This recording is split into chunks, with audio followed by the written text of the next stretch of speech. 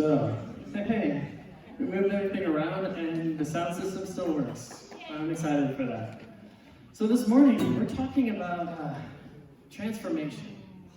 In 2 Corinthians 5, we're told that if anyone is in Christ, he's a new creation. Old things have gone, the new has come. And so, maybe it's quite fitting that the last 5 minutes was a transformation of all the work I did for 2 hours before that.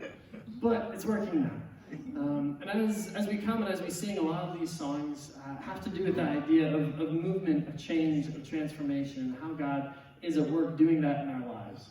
So if you would, feel free to stand with us. If you want to sit, you can. If you like dancing, you can dance. If you like to kneel, you can kneel. But as we have these songs played, turn your focus towards God and know that He's the one that is at work in us to change us if we'll give Him that opportunity.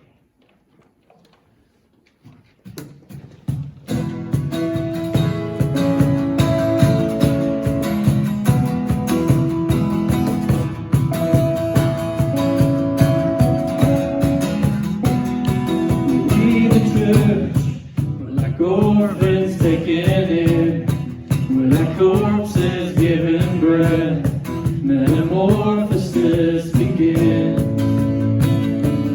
We the church are the children God has raised in the kingdom of His grace, to be priests who bring Him praise. We are being changed to love as Jesus loved us, to teach what Jesus told us, and obey as He obeyed, as the Spirit gives us strength.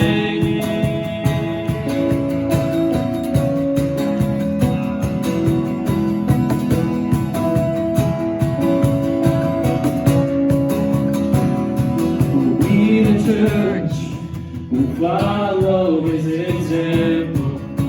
Jesus is our model of how this life can be. We stay dependent to the Father, dependent on the Spirit. Jesus leads the way. We are being changed to love as Jesus loved us, teach what Jesus told us, and obey as He obeyed, as the Spirit gives us strength. We will love as Jesus loved us, we will teach what Jesus told us, and obey as He obeyed, as the Spirit gives us strength. As the Spirit gives us strength.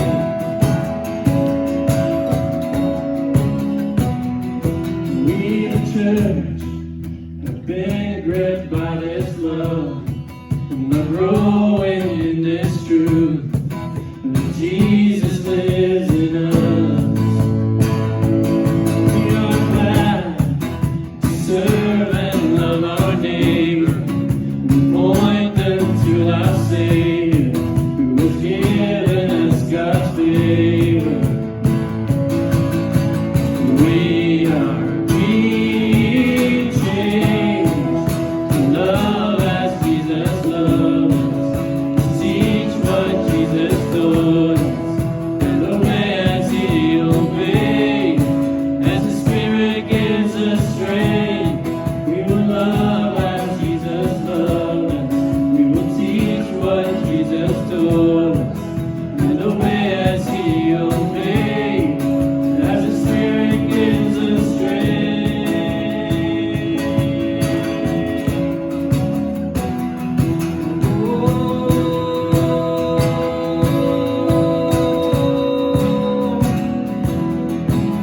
We are being changed. We are being changed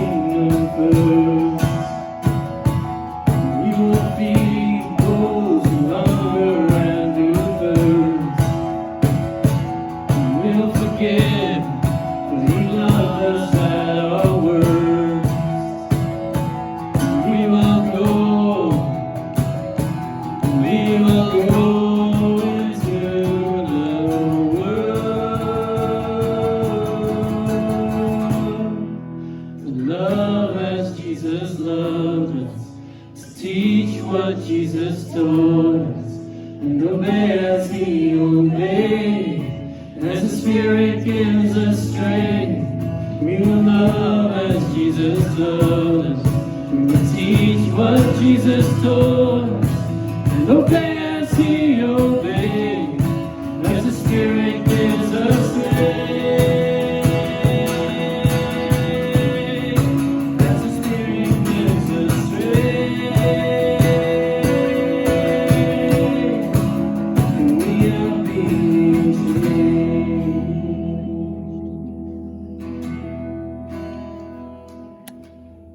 Heavenly Father, thank you for being at work in our lives to change us, to become more and more like Jesus Christ. I pray that your Spirit would be really noticeably here in our presence.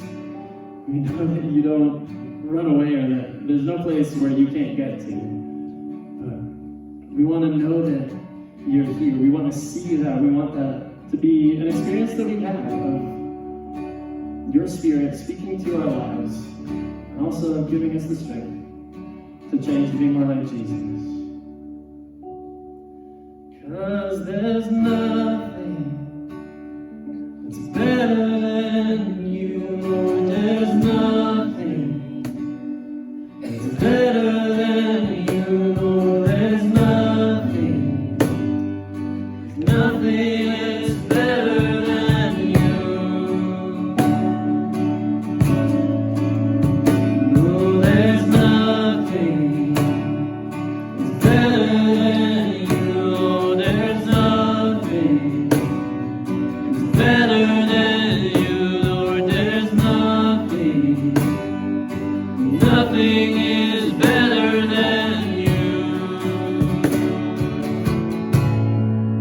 I searched the world, but I couldn't fill me. Man's empty praise and treasures and faith were never enough. But you came along and put me back together. Every desire is now satisfied here in your love. 'Cause there's nothing that's better than you, Lord. There's nothing that's better than you, Lord. There's nothing. Nothing is better than you. I'm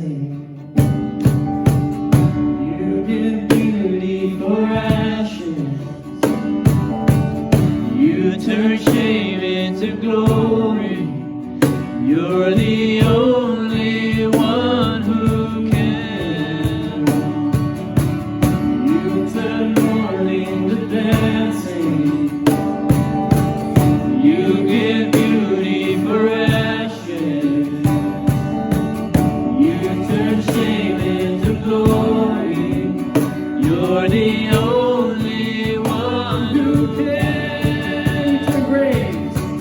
You turn graves into golden. You turn bones into armies. You turn seas into highways. You're the only one who can. You're the only one who can. 'Cause there's nothing that's better than you, Lord. There's nothing that's better than you, Lord. There's nothing. There's nothing is better than you. Oh, there's nothing that's better than you, Lord. There's nothing that's better than you, Lord. There's nothing. Nothing is better than you.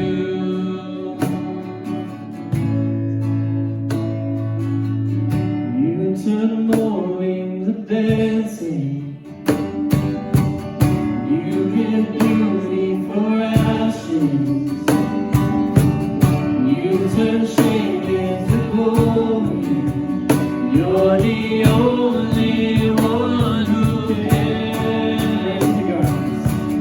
You turn grace into golden. You turn bones into armies. You turn seas into highways. You're the only one who can. You're the only one who can. You're the only one who can. You're the only one who can.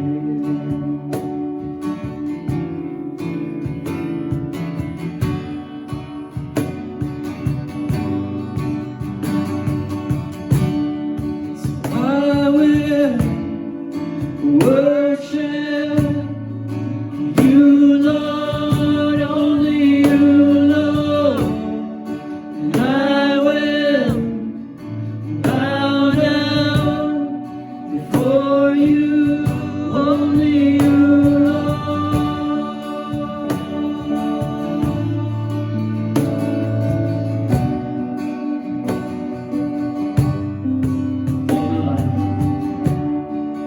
Take my life, lay it down at the feet of you whose crown. Take my life, I'm letting go, I lift it up to you whose throne.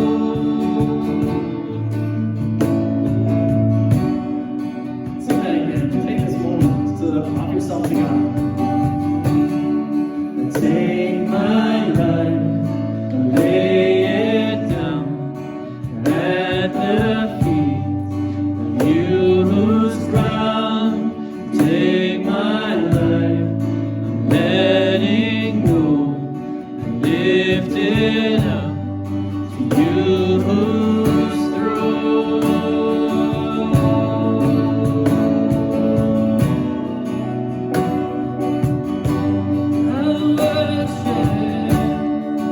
I will worship you, Lord, only you, Lord.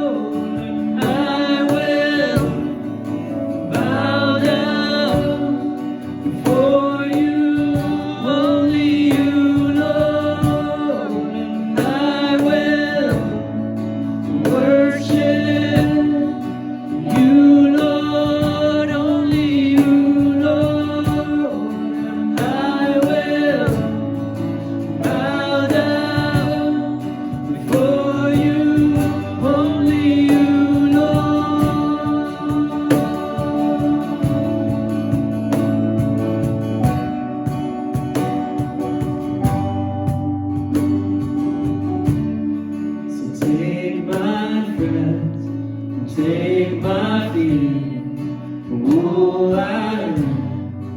I'm leaving here. Be all my hopes, be all my dreams, be all my delights, be my everything.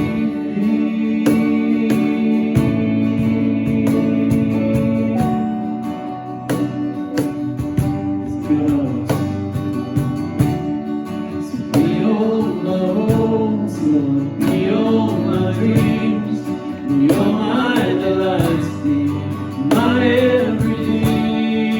I will worship you, Lord, only you, Lord.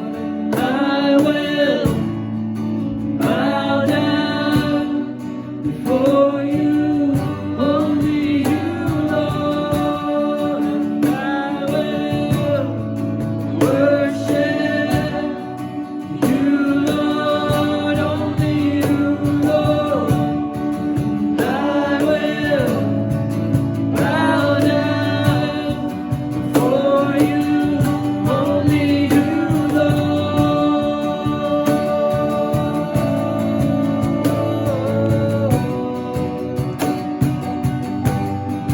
No one like you.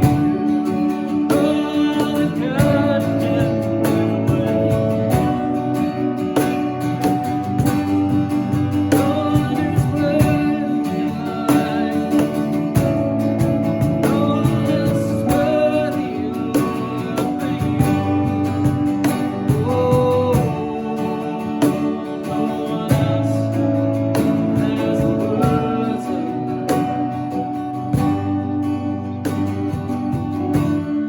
So be all my hope, be all my dreams, be all my delights, be my everything. Be all my hopes, be all my dreams, be all my delights, be my everything.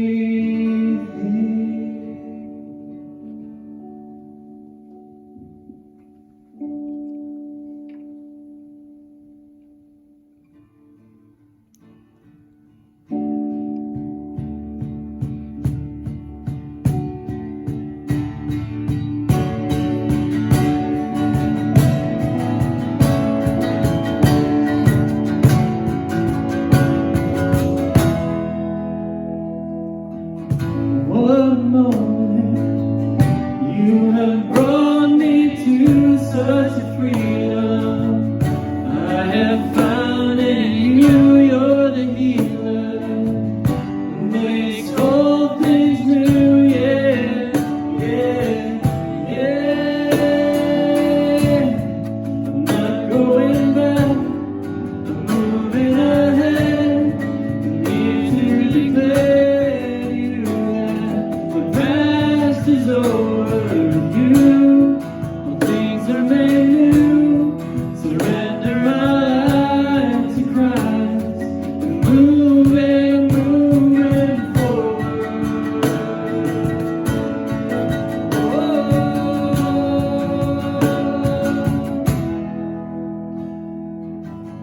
You have risen with all power in your hands. You have given me a second chance. Hallelujah, hallelujah, yeah, yeah, yeah,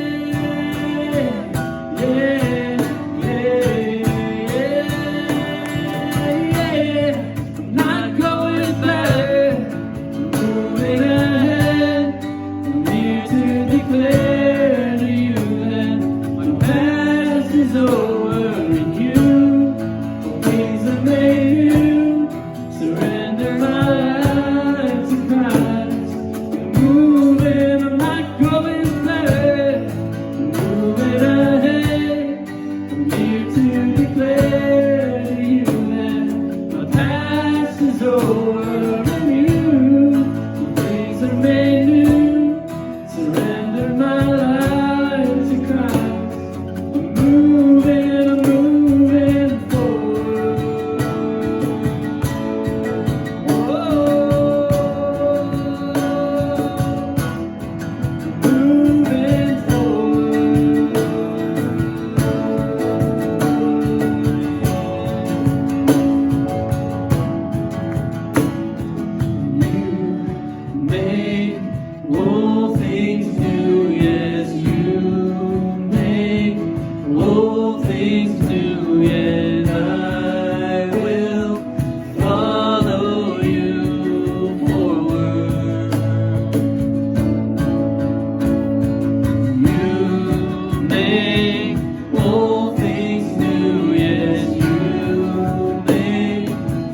all things new, and I will follow you forward. Sing you make all things new, yes, you make all things new, and I will follow you forward. You make all things new, yes, you make all things new, and I will follow you forward.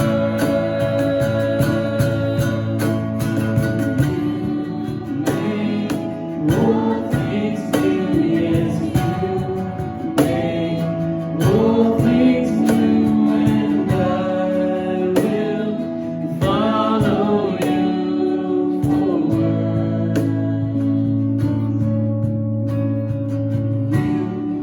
Make all things new, yes, you make all things new, and I will follow you forward.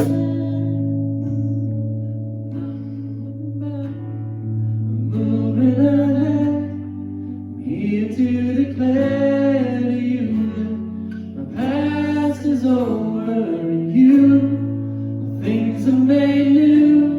Surrender my life to Christ. I'm moving, I'm not going back. Moving ahead, I'm here to declare to you my past is over and you things are made new.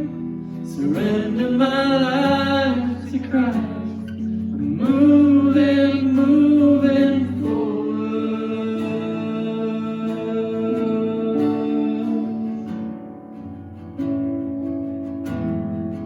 Eyes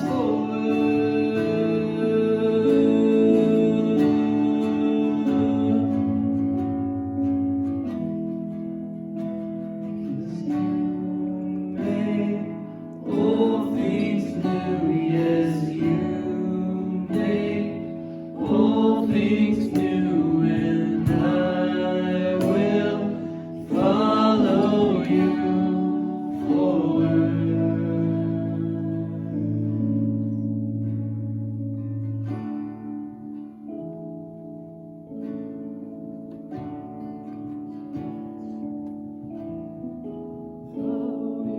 Follow you.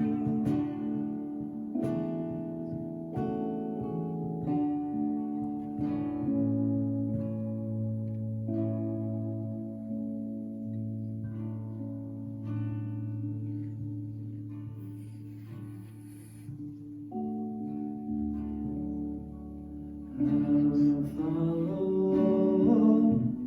I will follow. I will follow you. I will follow. I will follow. I will follow you. Had an encounter with Jesus. I heard him call my name. He said, follow me. Follow me. I had an encounter with Jesus. I heard him call my name. He said, follow me. Follow me. Follow me till the end of the road. Follow me wherever I go. Leave your world and leave your home. So follow me. Follow me, but consider the price. I am asking for your life. I have already given mine. So follow me.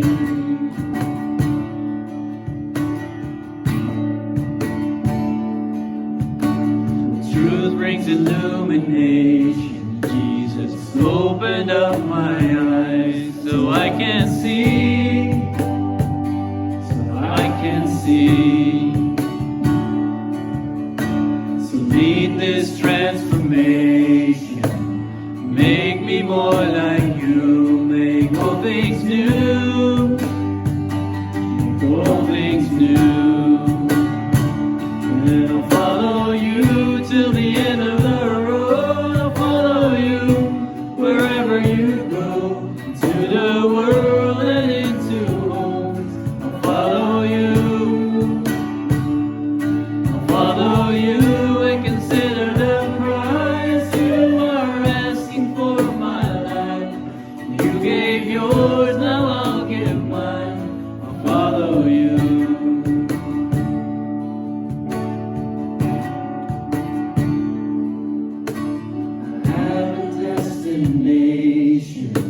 The high calling of God, so I press on, so I press on. I have a destination, but I'm promised a home, so I press on, so I press on. And I'll follow you till the end of the road.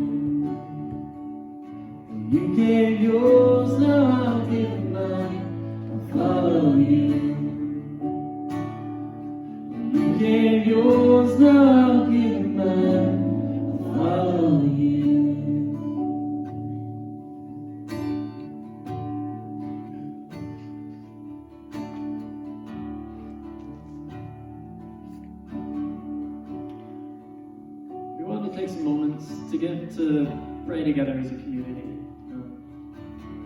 So what I'd like to ask you to do is just get in small groups, 2, 3, probably 4 people at most. The larger the groups get, the longer it takes usually. Just with a few of those that are around you to pray together. And if there's a specific need that you have in your life, you can ask for that or ask the other person to help pray for it. If there's something that God's done good in your life recently you want to thank Him for, take that moment. If you have this feeling like, I don't know how to pray or what to pray, that's okay. You can just tell your group, hey, I'm going to be silent and I'm sure they'll understand. But if you would, just take some moments to pray together, to encourage one another, and see what God has to say to us as we also speak to Him. So take a few minutes and then kind of pull you back together. Good morning, everyone. For those of you that don't know me, my name is Christine, and I'll be giving you the announcements. So first of all, we have a potluck lunch after the service today, so you're very welcome just to have food together and get to know some people. I think it'll just happen right out here, right now. You'll find the food, just follow the food smells. Also this Tuesday we've been having a Bible study, especially for people that want to know more about Damascus Road that might be new to the church, and that happens each Tuesday this month. However, this week it will not happen, so those of you that were planning on coming, please note that this Tuesday we will not have Bible study, but the following week we'll continue as normal until we finish the study. Also, there is Drum, Damascus Road University Ministry, and it's this Wednesday at 7:30. It's in Pieterstraat 6. If you need help finding the way there, just ask probably any of the students here, they'll help you. And you're very welcome to come to that. And this is not just for students, but it's also just for young adults, so pretty much anyone is welcome to join that. Also, for those in town, this Saturday, Surf the City Maastricht will have a big volunteer day, and that will happen during the National Neighbors Day. So love your neighbor and join an Action and Community Service project, and you can talk to Matt for more information about that. Okay, so next Saturday we have the wedding of Praveen and Lucille. However, it's in Portugal, so that means two things. One thing is that those that would like to join but are unable to go to Portugal, you can join online. The link will be in both the Damascus Road community Facebook page. If you need to be added to that, just talk to me after the service. And also it'll be in the weekly church email that you can sign up for. I think we have a link coming up later for our weekly email. And also because so many of us are going to that wedding, it means that we will not have a physical church service. So we're really sorry for those of you that we're planning on attending here. So it's just one time, one Sunday, it'll be online, and for that as well, you can get the link in the weekly email. So we hope that many of you will join. We will be joining from Portugal. Let's see. Also, another idea for that is you can also kind of team up with other people. I know there have been some initiatives, for example, my Bible study group. Way to go, Daniel and Annette, they're hosting people and they're watching the service together, so that could also be a really nice idea, just to do that with the group. Also, if you want to give money for the work that the church is doing, you can either do that online, you can just use the info on the screen, you can also use the QR code, or you can find more info at the greeters table, kind of in the back row there.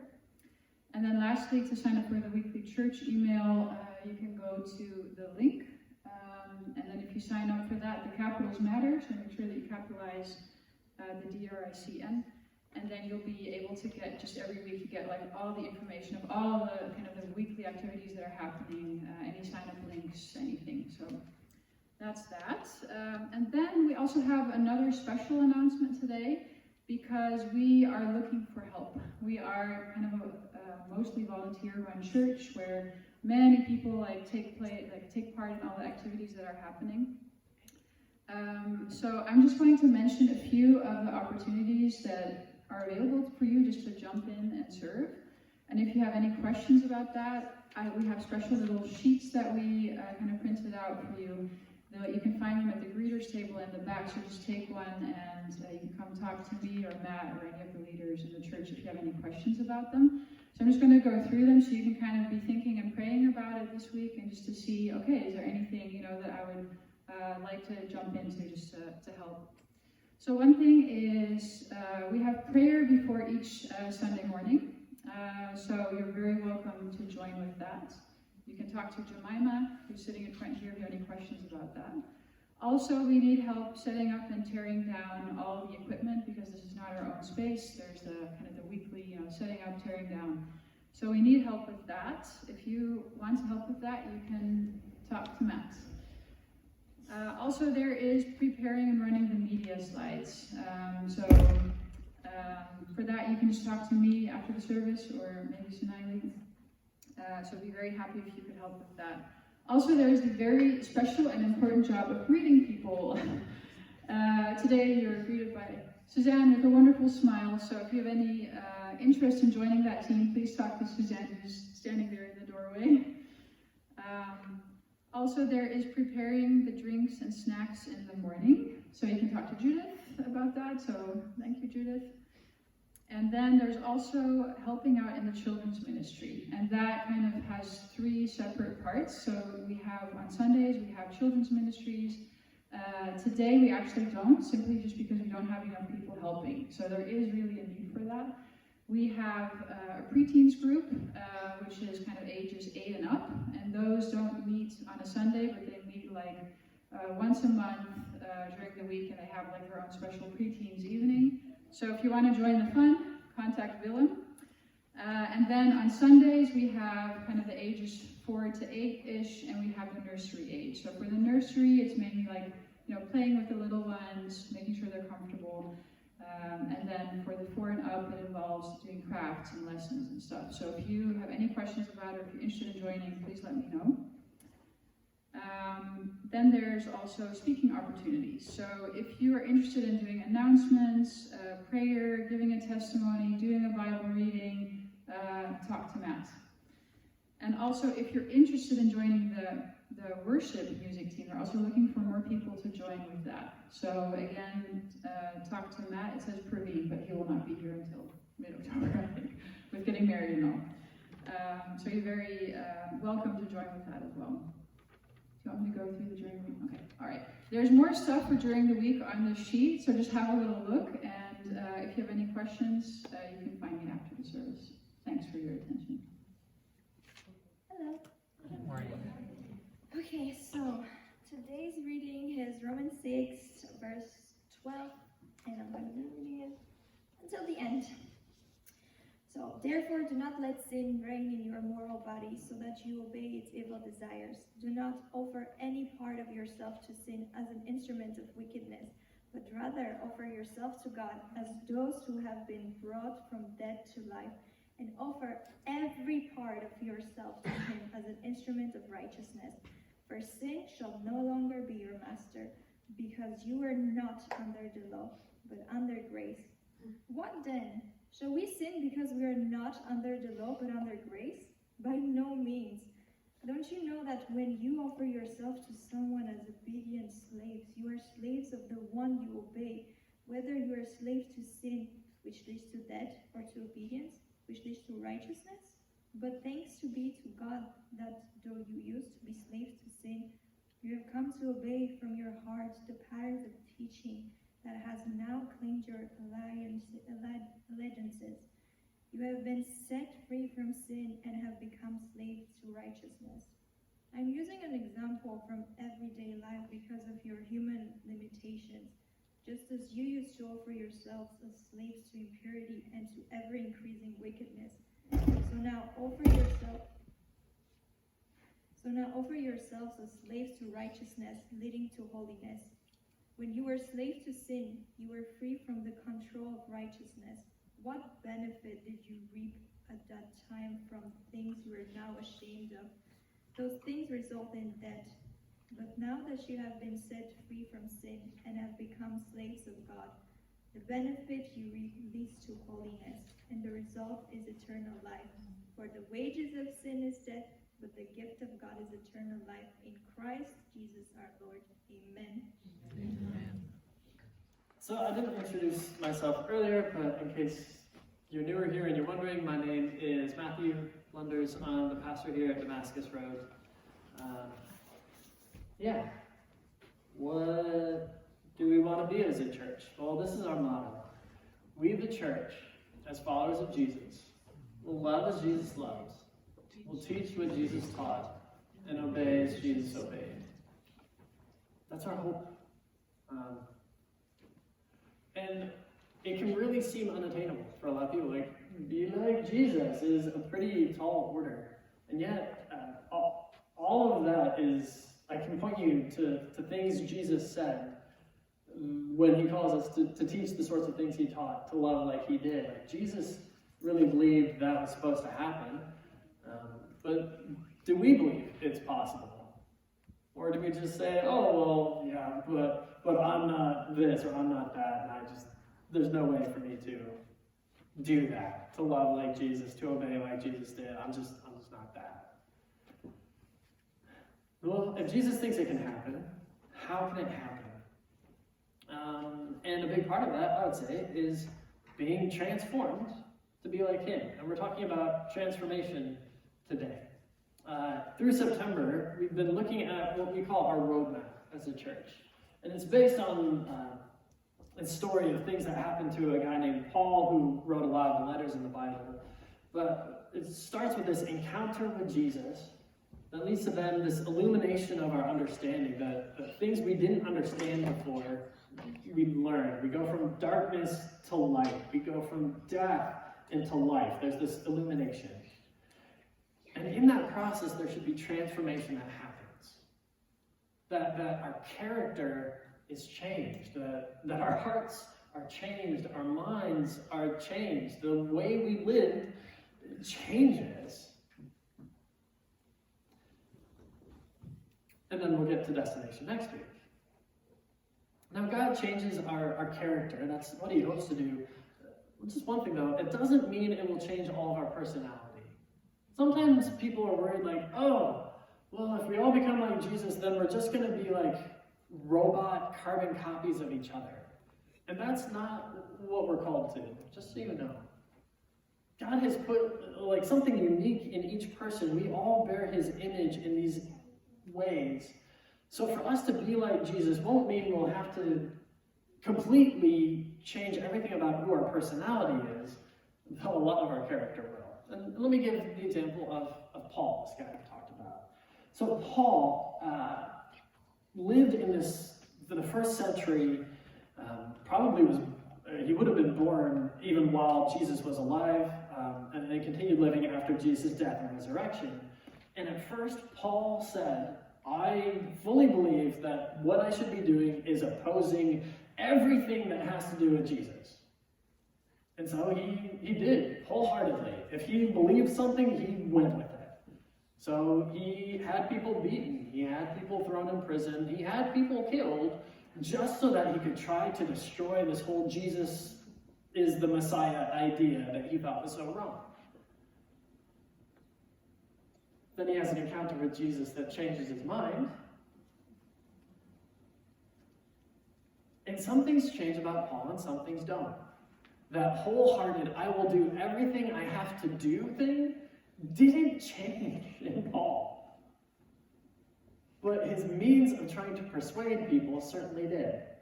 So instead of trying to beat people into believing something, he was willing to take beatings. Instead of throwing people into prison, he allowed himself to get thrown into prison for the cause of Jesus Christ.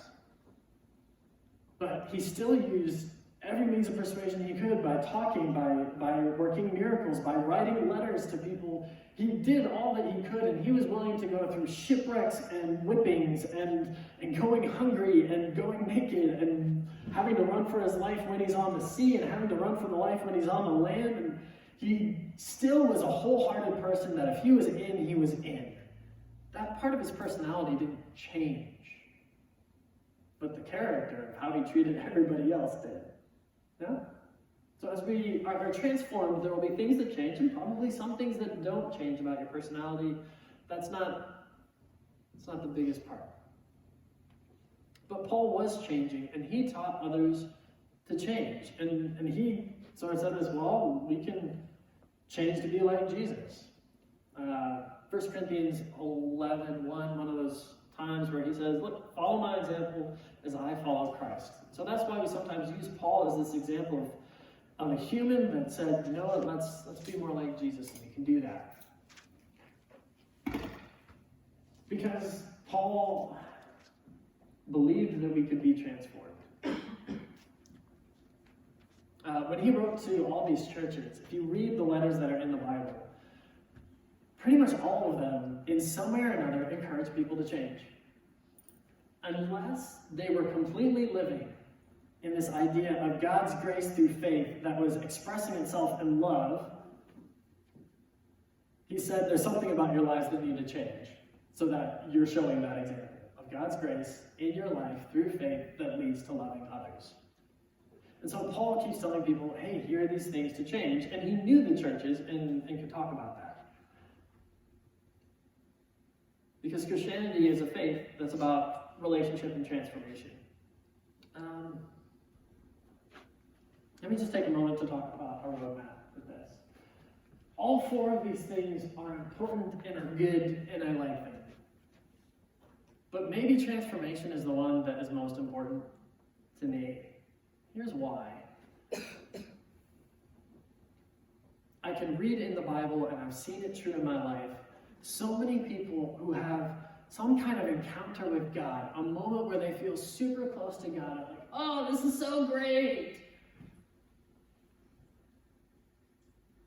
But then never change to become more like Jesus. And sometimes just walk away and like, nah, that's not really for me. I don't want to keep doing that. There are times where, like, there are some worship songs or pastors or things, and I've probably said stuff like this. I'm like, if we could just see Jesus for who he is, we would never turn back from that. History proves otherwise. It's not solely having an encounter that makes that difference, right? If it did, then the devil and demons would not exist. They have been around God and chosen something otherwise. Illumination is great. Learning God's truth and having it change who we change our mentalities and realizing things we didn't realize is great. But I know people who have learned stuff with their heads and never lived it out. And truth that is learned but not lived is truth that wasn't learned correctly. Truth is meant to be something we live out, and that calls for transformation. And so, encounter, great. Illumination, great. But if they don't lead you to transformation, you stop short of what God calls you to. And if we pay attention to what Jesus says, if we pay attention to all these things that Paul wrote or that Peter wrote, that becomes clear that there's this change that's called, like our Bible verse today, where he's saying, sin shouldn't be your master anymore. You were that way, but now you're supposed to live for righteousness. We'll get further into that. But just a few examples. In Ephesians chapter 4, one of these letters that Paul wrote, he says, since you've learned the truth that comes from Jesus, so you've had this illumination, you learned the truth, throw off your old and sinful nature and your former way of life that's been corrupted by lust and by deception, and let the Spirit renew your thoughts, so there's a transformation of your thoughts, and put on this new nature that's created to be like God, that's truly righteous and holy. It's a transformation of your actions. So since there's this enlightening, be transformed. Colossians 3 talks about set your eyes on things above. Set your heart on things above, where Christ is seated. So give your attention, heart, and mind towards Jesus. Because it's like you died and your life is now hidden with Christ in God. And when Christ, who is your life, appears, you're also going to appear with him in glory. This is all this incredible thing, you are connected with Jesus, you're united. There's been this encounter. Set your mind on him, look towards him, he's the light. And then it says, so because of this, no longer live in the ways that you used to live. Don't live for rage and anger. Don't live for just your sexual passions or those sorts of things. Instead, live for kindness, goodness, love. And it goes through this whole long list of saying, because you've had this encounter with Jesus and because you've learned this, now live differently. But each one of these is meant to interact with each other, so that as we're transformed, we encounter Jesus more. As we encounter Jesus more, we allow ourselves to be transformed. As we are being more transformed, there's more and more that we'll learn of Jesus. If you want to read John chapter 13 to 17, that idea comes up often. The disciples are asking him, hey, Jesus, can you show us more of you? And he says, the people who live this out will learn more about me. And they're like, wait, but Jesus, why aren't you going to show yourself? He's like, well, if you start being obedient, you'll start to understand it more. Sometimes that transformation leads to illumination. So Jesus offers us a grace that changes us and calls us to action. How does that come about? I want to look at two examples from nature. One is a butterfly, and one is a seed. The Greek word for this transforming, being transformed, is it's where metamorphosis comes from, right? And what goes through metamorphosis? Butterflies, moths, these things that change from being this caterpillar and this whole radical change into being something that doesn't just crawl on the ground but flies, that looks completely different, has these different colors going on and all of it. And they go through this weird process. You've probably learned this in science, so I'm going to try not to overdo it, but the idea is you have a caterpillar, it wraps itself up into depending upon whether you're a butterfly or a moth, they're going to turn into that as a chrysalis and the other one. But it goes into this like holding pattern. And while it's inside of this pupa, it like completely deconstructs and then is remade. And so like the stuff that was in this caterpillar now completely rearranges to be something completely different. And then eventually it pops out and it flies away. It's like, oh, pretty butterfly. We teach this to kids. I can't tell you how many books at my house that are children's books have this story of like a butterfly turning into, or a caterpillar turning into a butterfly. Oh wow! Because it ends up with the nice, like the last page has like the butterfly and all its colors and like, oh pretty! That's what children's books like to do, end on a happy note. This isn't bad, this is probably why they do it.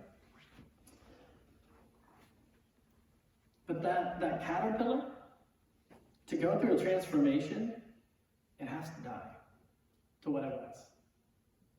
It has to change. A caterpillar just doesn't turn into a butterfly by doing the same thing it always does. And if there was a caterpillar that's like, ain't no way I'm becoming a pupa, that's a silly name. Who wants to be a pupa? Not me. Going into a chrysalis, okay, that sounds kind of cool, but no, I don't want to do it. I'm just going to keep crawling along, eating my leaves. I'm not going to allow myself to go into this death state. It's not going to change into a butterfly. There's something that has to die first for it to truly transform. And then like all of these things of what it was are used but put in a different way for it to have this new life. A seed works really the same way. Jesus even talked about this in John 12 where it says, unless a seed falls to the ground and dies, it remains a single seed. But if it dies, then it produces many seeds, becomes this plant, then grows and has fruit, and then there's more and more and more seeds. But that first thing to happen is the seed has to die. It doesn't say, don't put me in that ground. Not happening. Because if it never goes into the ground and dies, it never transforms. Some of you are like, I'm totally better at biology than that guy is, and that's okay. Maybe you're more bad at biology, but that's how it's supposed to work in our lives. That's why Jesus says, if anyone would come after me, you've got to deny yourself and take up your cross.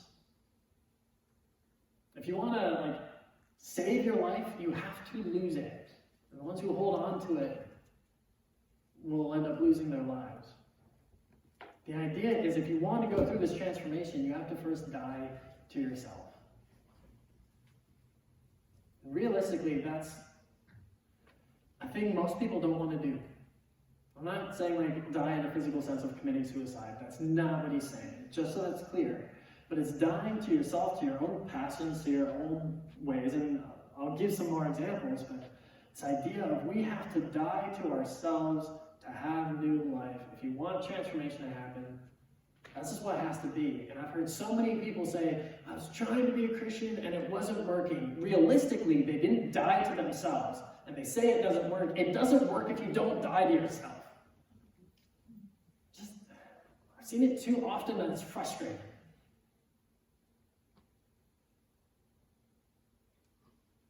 It's not that Jesus failed in telling us what to do, it's just we don't want to have to do it.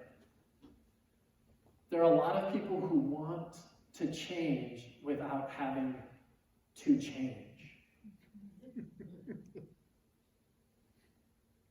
There are people that are like, can't I just stay a caterpillar and then wings come out the back and then I'll just go along and forget that whole pupa part? No. If you want the wings, you gotta go through the death. So what does that look like, or what does that mean? If I just look at this, love as Jesus loved, teach what Jesus taught, obey as Jesus obeyed. For us to die to ourselves means first dying to our hate. And some people, that's hard for them to say, I'm going to give up the things I'm allowed to be bitter about. Because we want to hold on to grudges. We want to hold on to our anger. We want to hold on to the things that have hurt us in the past. And so we say, no, I'm not giving that up. If you want to truly be changed, transformed, to love like Jesus did, you have to die to your hate. You also have to die to your not Jesus-like love. And that one is sometimes trickier for people because we all have some idea of what love could look like. And so we love that way, and then we just want to keep doing that kind of love.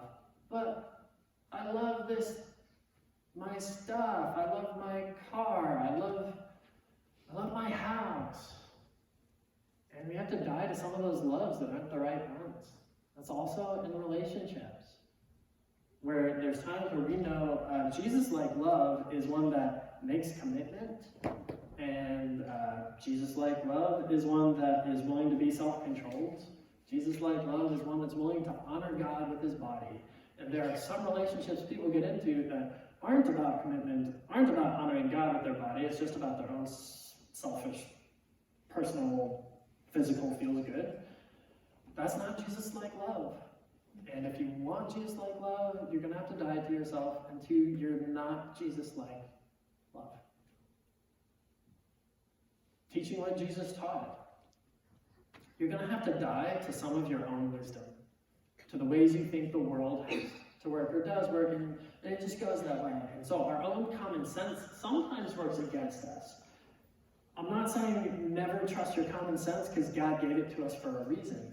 And yet, if there are things that our common sense says, well, that's just normal, but the Bible says that's not how God wanted us to be, you're going to have to die to your own way of, well, this is how it has to be.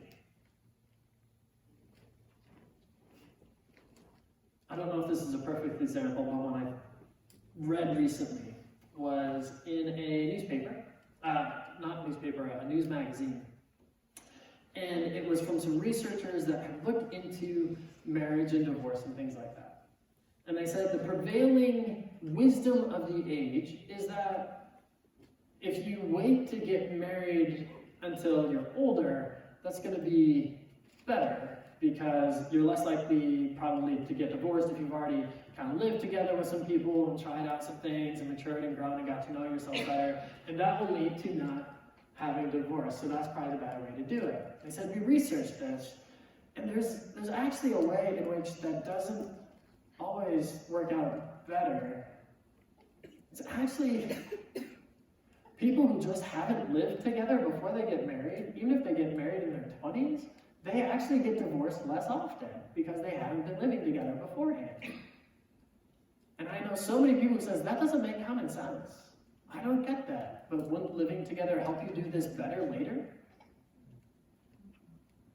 And research doesn't show that. If you're like, I don't believe that, I can direct you to the research sources if you want to see it. But this idea of, well, if you're going to live with someone, let it be someone that you've made a commitment to not do us part, that goes along with how Jesus teaches us to do things. It may go against what you think is common sense, but you're going to have to, if you want to transform and teach like Jesus, you're going to have to die to what you think is the way that it has to work and see, what does God say and what do I see in reality from it? And to obey as Jesus obeyed. You're going to have to die to your own need for comfort. Sometimes it's easier to do what I want to do instead of obey God. Pure and simple. Sometimes I'm selfish and I just want to do what I want to do. If you want to be transformed to be like Jesus, it means dying to ourselves. And some changes, they don't happen outwardly really clearly. But sometimes doing things that put us in this sort of like spiritual death pattern allows us to be changed. A few weeks ago, Blaze spoke about fasting. And fasting is one of those that can be that way too. I've heard so many people be like, I don't get why fasting is helpful. All it does is make me angry and cranky, and I just want food, and I can't think about anything, I can't pray better because I'm annoyed. And I get it. But fasting is also one of those ways that we sort of like die to ourselves. And just like you can have this like caterpillar that's inside of a chrysalis and it looks like nothing is happening. Those are sometimes the best ways for God to be able to work in changing us. So whether that's with fasting or some of these other spiritual disciplines, those are ways that we die to ourselves. And even if it's not noticeable how it's changing or why that would change anything, we allow God to work it. So much of Paul's writings have this idea of you were like this, but now there's this. Once it was like this, but now there's this transformation, but now this.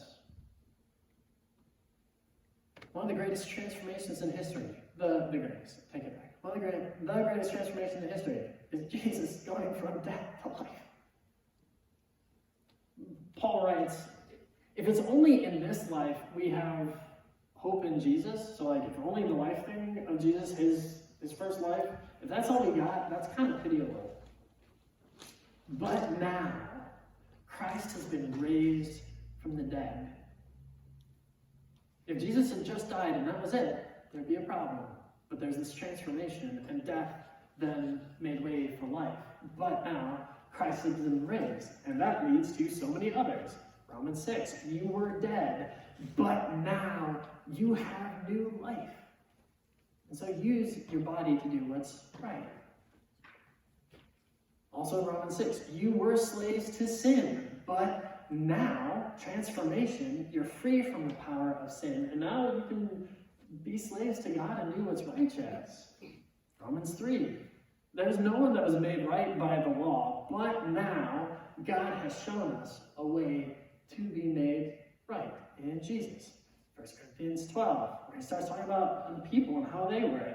That some people were from this cultural group, others were from this cultural group, some people were rich, some people were poor, some people were from all these different strata of society. But now you have been put together into the body, God's family, and he's ordered each part of the body as he sees fit. Ephesians 2, he says, you were a people that was without God and without hope, but now you have been reconciled to God through Christ. Colossians 1, you were God's enemies, but now you have been reconciled. Again, Colossians 3, you used to do sinful things that deserved God's judgment, but now get rid of all of those things and instead put on love, kindness. Change the way that you're speaking. Change the things that you sing about when you're singing in the shower. Change the things that you're looking at because you're looking at Christ. Change the things that your heart is affectionate toward because your heart is turned towards Jesus. And Paul obviously has talked about himself going through some transformation. It's not just him. He even writes about this guy named Onesimus in the book of Philemon. And he writes to Philemon and says, okay, Onesimus used to work for you and he was useless. But now, he has become useful. He writes to some people in Corinth and says, you had the desire to do something good. You wanted to give money towards those who are in need, but you didn't have the chance at the moment. But now you do, so follow through with it. So there's all these different types of transformation. This but now that happens. And I bring up all those just to ask, what's your but now? If you've decided yes to Jesus, what's changed? What's transformed? What's that but now that you're supposed to live in? For me, I used to be so afraid of so many things. I was afraid of being alone and afraid of dying, and then lots of things based off of those two. When I came to Jesus, there started to be this change that now I I have a great family, I love being with them, but if I'm alone, I'm not afraid of being alone. I'm not afraid of death anymore. I'm not afraid that there's going to be a spider that's going to crawl underneath my blankets and bite me, which was a thing I was really, really afraid of for a long time.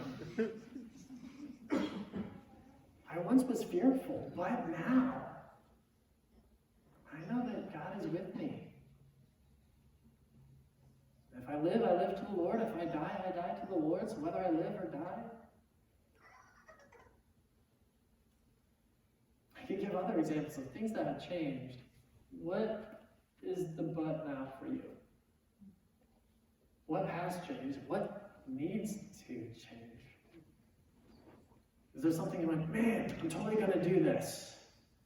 And then like the next day you forgot about it and stopped. And you need to have one of those, but now I'm going to do it.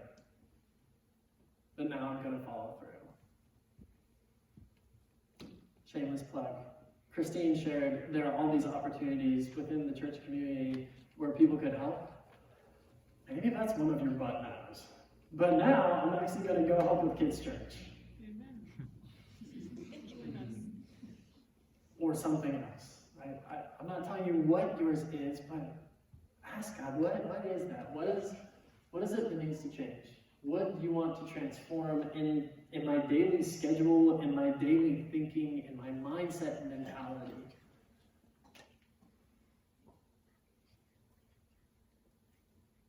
I'm going to give you like 20 seconds to think about that.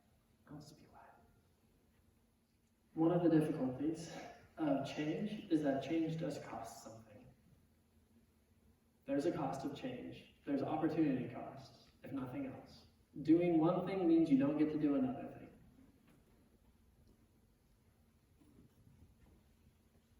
Are you willing to pay that? Just tell you a short story of a guy who I met years and years back, in the first few years of this church.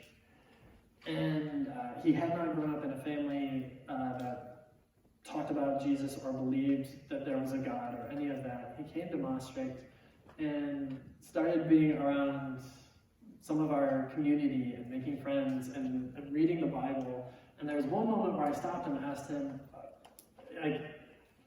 we talked about what Christianity is, and it's this relationship and it's this commitment, and it's saying yes to Jesus for the rest of your life. And so I asked him, where do you feel like you are on that journey?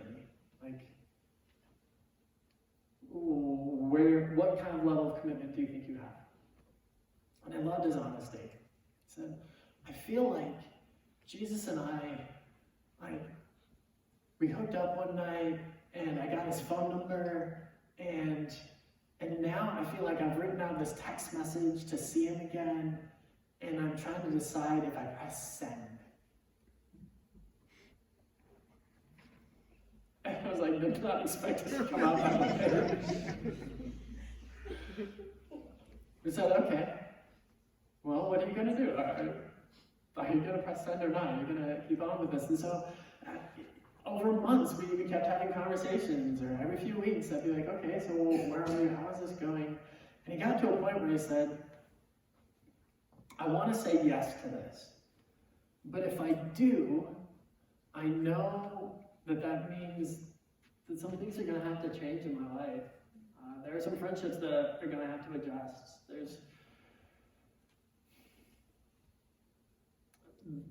I just know that there is. And so I'm not saying I won't do it, but I'm considering that right now. And that made me really, really happy. Because I wasn't actually the one who'd been telling him, oh, these are the things that have to change. Like, he was one that stopped and considered, if I'm really going to say yes to this, what does that mean? Let me tell you, working in a church, I've seen a whole lot of people say yes to something and not consider what cost there will be, and they say yes, and then it changes really quickly. And then they're like, never mind. And the ones that will stop and say, this is going to cost me something, and I'm saying yes to it knowing that, they have a lot more staying power. Those are the people that actually follow through so much more often.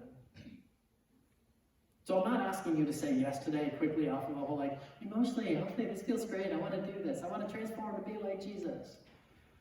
Like, you can say yes today, sure. But first, consider the cost.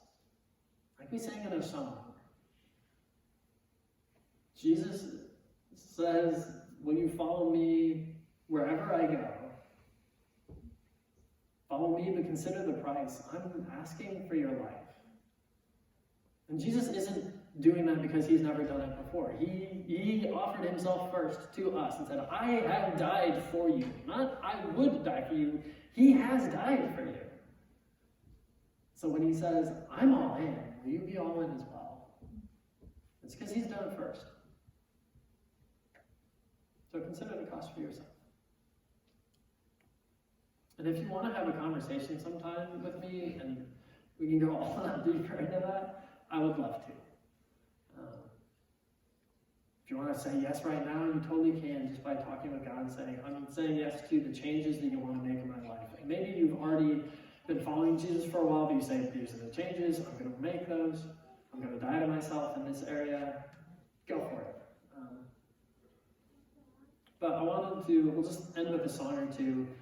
And you don't have to sing along, you can if you want to, but just to give those some time to sit and maybe sit and do nothing, but be in that, like, I'm dying to myself inside quietly, but I'm dying to myself and giving God space to start transforming me.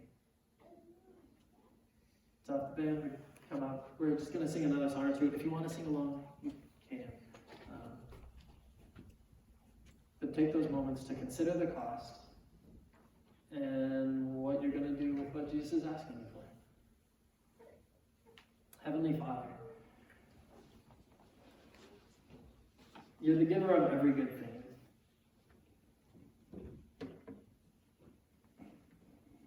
So we know, we can trust that even hard things that you ask from us will turn out for the good.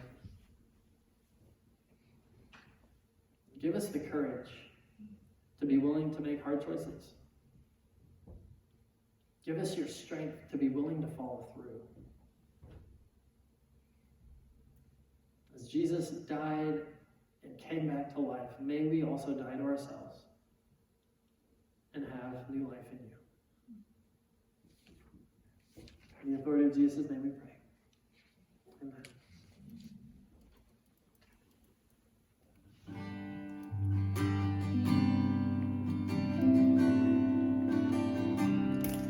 Take my heart and form it. Take my mind, transform it. Take my will, conform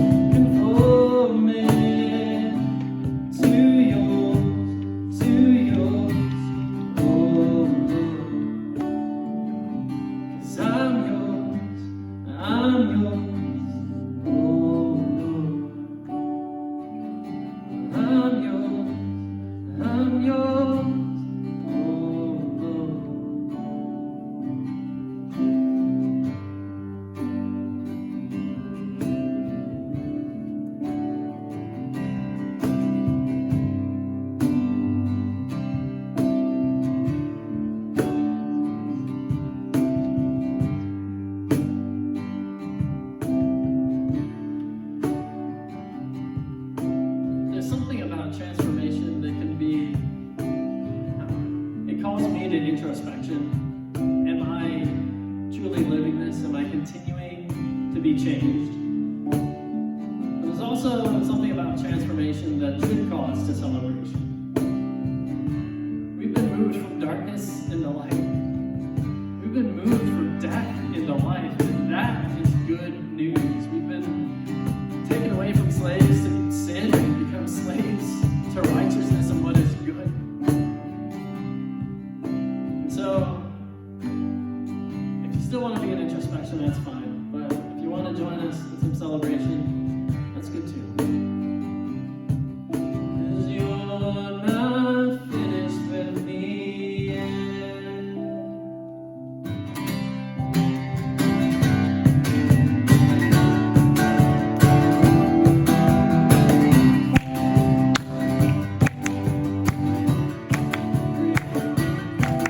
Create me a clean heart. Create me a work of art. Create me a miracle. Something real, something beautiful. You're not finished with me yet. You're not finished with me yet. By your power I can change, I can change. 'Cause you're not finished with me yet. Oh, you're not finished with me yet. You're not finished with me yet. By your power I can change, I can change. 'Cause you're not finished with me yet. So create in me a clean, clean heart. Create in me a work of art. Create in me a miracle. Something real, something beautiful. You're not finished with me yet. You're not finished with me yet. By your power I can change, I can change. 'Cause you're not finished with me yet. No, you're not finished with me yet. You're not finished with me yet. By your power I can change, I can change. 'Cause you're not finished with me yet. No, you're not finished with me yet. You're not finished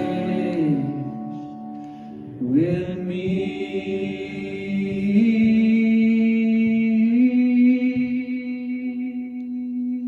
You're not finished with me yet. You're not finished with me yet. Oh, by your power I can change, I can change. You're not finished with me yet.